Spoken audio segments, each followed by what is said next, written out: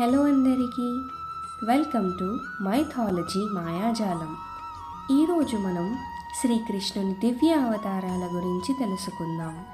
కృష్ణుడు హిందూ పురాణాల్లో పరమ దివ్య అవతారం.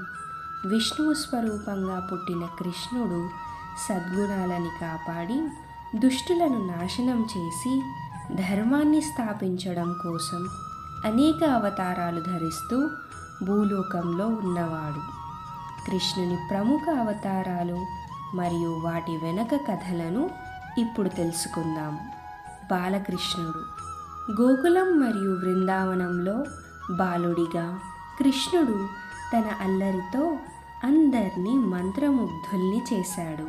వెన్న దొంగలించడం, పుతన వధ మరియు గోకులాన్ని రక్షించడం వంటి చిన్నప్పటి చరిత్రలు ఈ రూపంలో చూడవచ్చు.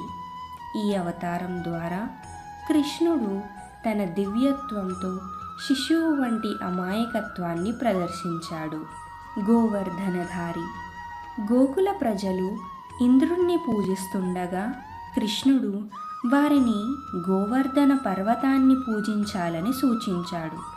కోపంతో ఇంద్రుడు భారీ వర్షాలు కురిపించగా కృష్ణుడు తన చిటికెన వేలితో గోవర్ధన పర్వతాన్ని పైకెత్తి అందరినీ రక్షించాడు. ఈ అవతారం కృష్ణుడికి భక్తుల మీదున్న ప్రేమను, వారి రక్షణ కోసం తాను చేసే త్యాగాన్ని సూచిస్తుంది.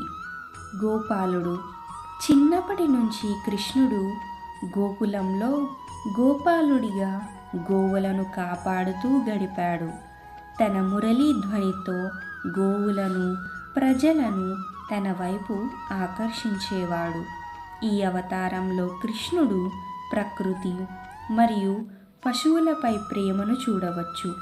రాధ మరియు గోపికలతో అతని మైత్రి ఈ అవతారం ద్వారా తెలుస్తుంది.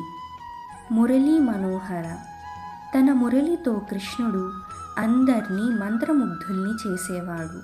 అతని వాద్యంతో ప్రజలు, పశువులు, ప్రకృతి అంతా మోహితమయ్యేవి. ఈ రూపం కృష్ణుని ఆధ్యాత్మిక ప్రేమ, భక్తులను తన వైపు ఆకర్షించే దివ్య శక్తిని సూచిస్తుంది. కంస సంహార కంసుడు అమానవీయ పాలనకు ముగింపు ఇవ్వడం కోసం కృష్ణుడు జన్మించాడు. మహారాజు కంసుడు తన రాజ్యంలో భయానకంగా ప్రవర్తిస్తుండగా కృష్ణుడు అతన్ని సంహరించి ధర్మాన్ని స్థాపించాడు. ఈ అవతారం కృష్ణ సంరక్షకునిగా, అమాయకులను రక్షించే శక్తిగా చూపిస్తుంది. పార్థసారథి మహాభారత యుద్ధంలో కృష్ణుడు అర్జునుడికి సారథిగా ఉండి భగవద్గీతలోని అమూల్యమైన జ్ఞానాన్ని ఉపదేశించాడు. జీవితంలో ధర్మం, కర్మ, భక్తి గురించి నేర్పించాడు. ఈ అవతారం కృష్ణుడిని దైవ ఉపదేశకుడిగా, ఆధ్యాత్మిక గురువుగా పరిచయం చేస్తుంది. విశ్వరూపం కురుక్షేత్ర యుద్ధ సమయంలో అర్జునుడికి కృష్ణుడు తన విశ్వరూపాన్ని చూపించాడు. తనలో సర్వలోకాలను, దేవతలను కలిపిన రూపమని వెల్లడించాడు. ఈ రూపం కృష్ణుడి అనంత రూపాన్ని, అవినాశీ స్వరూపాన్ని చూపిస్తుంది. మోహనమూర్తి కొన్ని సందర్భాల్లో కృష్ణుడు మోహిని రూపంలో ప్రత్యక్షమై సముద్ర మదన సమయంలో రాక్షసులను మోసగించాడు.